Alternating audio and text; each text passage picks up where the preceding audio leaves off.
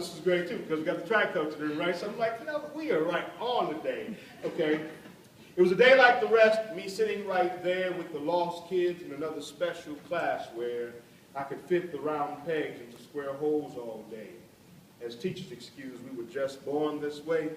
There's no need to be worried, no reason for stress. Your poor lives are not fair, so you just do your best. These last words they sing as they settle us down to pass glue and round scissors for our popsicle stick crowns.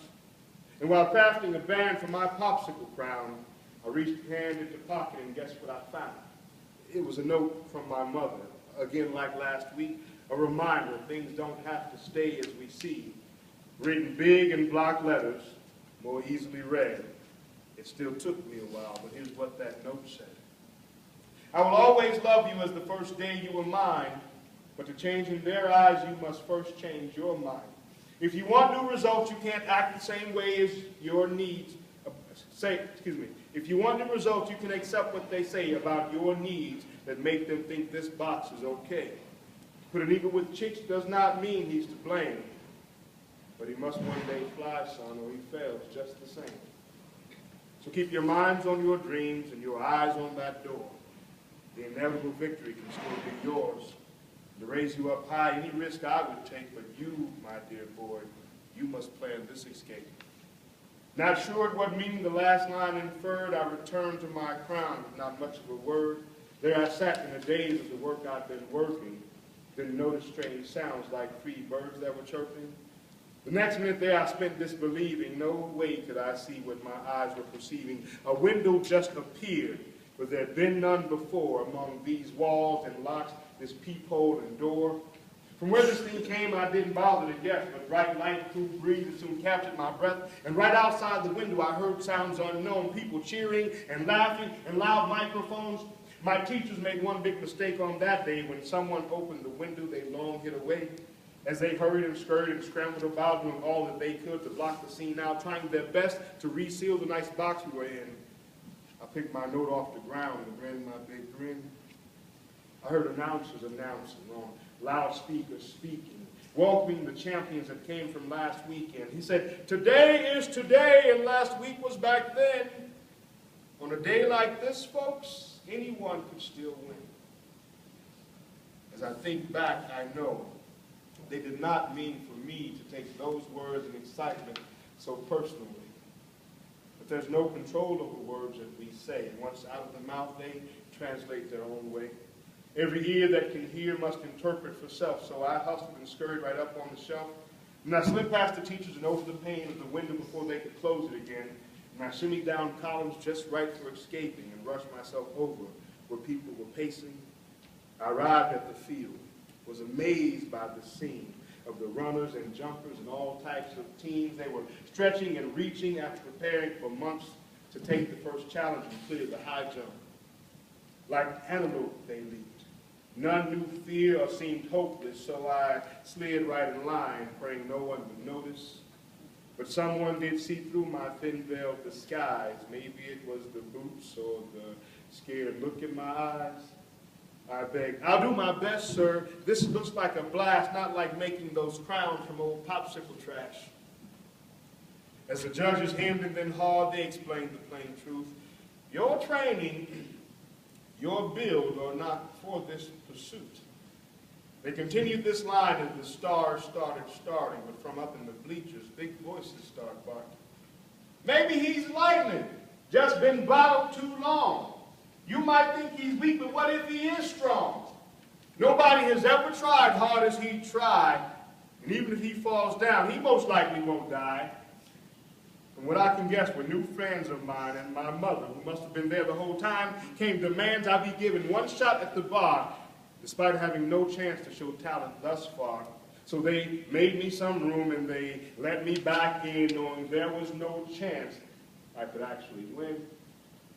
Then the time came when I was finally on at the line, with the silence so deafeningly strong. In good humor they played, started lowering the bar for this unknown and untested, not right superstar. But I whispered and waved, now you put that right back. I can't break your record with a low jump like that. So rolling their eyes and with fiendish sly grins, you know, they quick raised my bar all the way up to 10. As they smiled and high-fived, I heard one of them say, "Do you think that boy's bright enough to just go away?" But they all seemed surprised. As in hiking boots clumping, I dashed for the mark they had set for my jumping. And with vision so clear I could hardly see through it, I leapt for the bar as if nothing was to it. There I floated, no, sailed, as the whole crowd stopped breathing, watching me attempt what they were not quite believing. Well, I didn't quite get over it. More truthful to say, see, I barely made half of the distance that day. But no sooner flat on the mat, I was pumping my fist, reminding this crowd I was quite new to this. But what they could not have known from the smile on my face was that 5 feet had crushed my personal best to that day. It was 2 feet higher than the mark in 3rd grade where they started to track me and how I behaved. It was 4 feet higher than in middle school buzzing. They said, "Soon you'll be dead or in jail like your cousins." This mark was the highest that had ever been set. And after trying, I knew I was not quite done yet. So I stopped my odd dancing just in time to report there were people lining up for some other great sport. But before I could make it to the next crowded line, I was boxed and closed in by some old friends of mine. They were sent to track down the lost boy from room 8 for a quiet return to his class, to his place.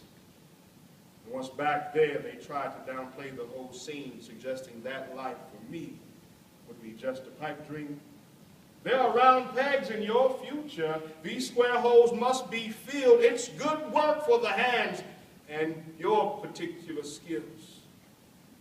And I sat there a while, thinking maybe it's best that they saved me and brought me safe back to this desk.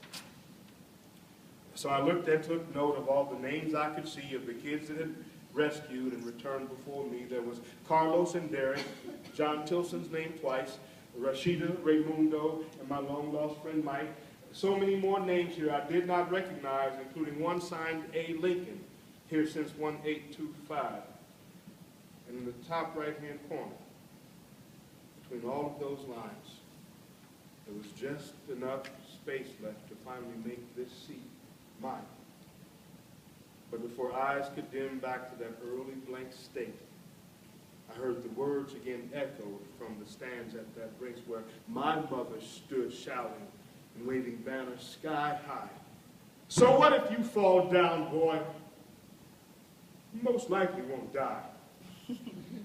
Then a strange courage took hold, swept right over me. I grabbed a handful of crayons and some big butcher sheets, then started to draft plans I had long feared to speak. I said march for 1 hour, 1 day, and 1 week. And with those popsicle sticks, I started to build up a small room. When complete was a full replica of this box, where some said I would live my life out, where none would see my lost face and hear my mad shouts. Then I placed in this model where the brave lookers could see one red X on the wall, where that Mendel must still be. And then glancing around like I had not done before, I spied keys to the locks on the chain by the door. And since all teachers were busy passing glitter and paste, I just left them a note on that desk, gone to find my next race.